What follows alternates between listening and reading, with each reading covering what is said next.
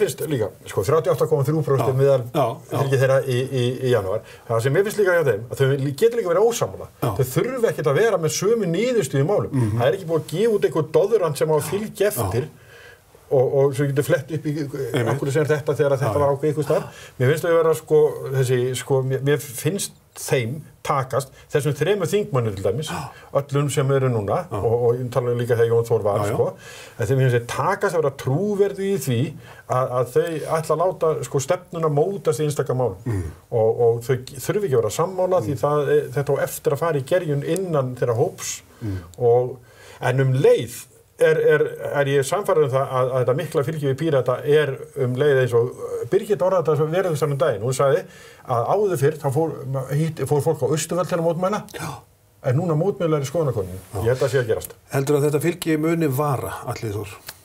10 mánuður eftir einstæmi? Ég held þetta muni nú dala eitthvað vegna þess að bara mjög miklar rannsóknir sem sýna það að fólk íhaldsamara þegar það kýs heldur en þegar það svarar í skoðanakönnunum. En Píratar njóta trausts.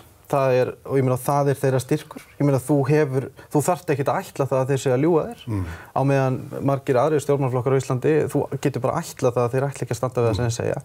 En Píratar náttúrulega eiga mjög erfiða tíma framundan, þetta verður harkalegra og það verður öll vopn að þeim svona 6 mánuði fyrir kosningar. Og það náttúrulega ákveðin klofningur núna í flokknum, það eru mikla deilur það hvaða leyti að starfa með þessari stjórnarskrárnefnd. Birgitta kemur fram og talar það að hún ætla að berjast gegn yfirtöku frjálshyggjumanna og ég meina og þegar nær dregur kosningum að þá náttúrulega vill fólk fá svolítið skýr svör. Nú þeir í stjórnarandstöðu og þá óbúslega gott að geta verið með svona ad hoc málstað.